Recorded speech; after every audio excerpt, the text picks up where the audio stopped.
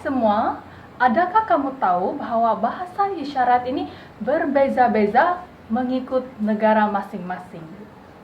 Bahasa isyarat di Amerika lain, di China, Jepun, Indonesia, semuanya berbeza. Bahasa isyarat di Malaysia ini diambil dari American Sign Language (ASL) dan diubah sesuai mengikut kesesuaian masyarakat Malaysia. Contoh isyarat dalam ASL, thank you. Thank you, letak tangan di bibir dan gerakan ke depan. Macam kita buat flying kiss. Thank you. Tapi telah diubah sesuai dengan norma masyarakat di Malaysia, hanya letakkan tangan di dagu dan gerakan ke depan. Thank you. Bahasa isyarat Malaysia BIM atau Malaysian Sign Language MySL telah dicipta dengan penubuhan Malaysian Federation of the Deaf MFD pada tahun 1998.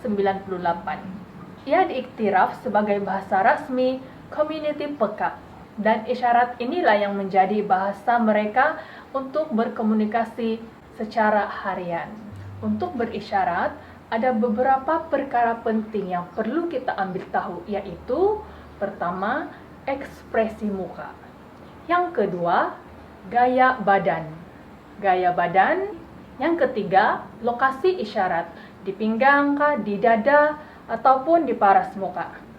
Yang keempat, tata bentuk tapak tangan atau hand shape. Hand shape ini sangat penting semasa berisyarat. Kita kena peka terhadap setiap jari buka atau tutup, atau berapa jari yang dibuka, ditutup.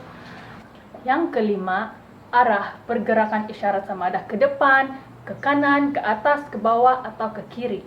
Kelima-lima itu mesti betul sesuai dengan isyarat yang kita ingin sampaikan supaya message itu difahami. Contohnya, isyarat penat. Ekspresi muka kita mestilah seperti kepenatan. Penat. Dan gaya badan kita bongkokkan sedikit badan kita. Penat. Penat. Barulah message yang kita ingin sampaikan itu mereka faham. Bagi lokasi isyarat, tata bentuk tapak tangan, dan arah pergerakan, contoh isyarat adalah salam atau regard.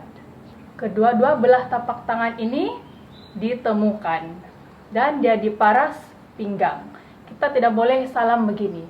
Salam di paras dada ini maksudnya lain sudah. Dan arahnya dari kanan dan kiri ini tangan kita temukan.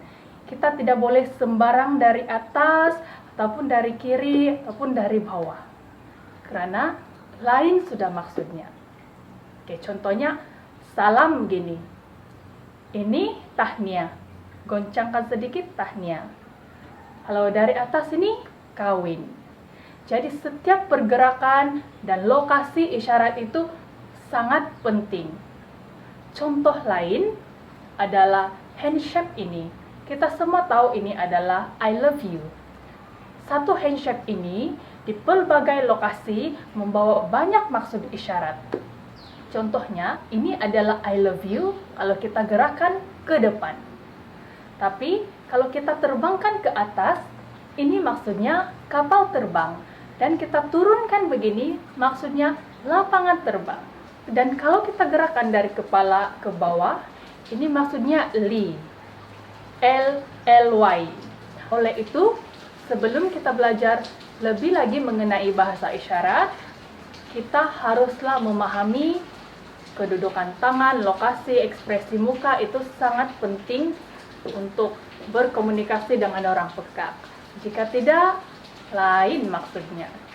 Pengalaman saya sendiri sebagai seorang guru, saya isyarat minta gam kepada murid-murid dan saya isyarat gam begini, gam.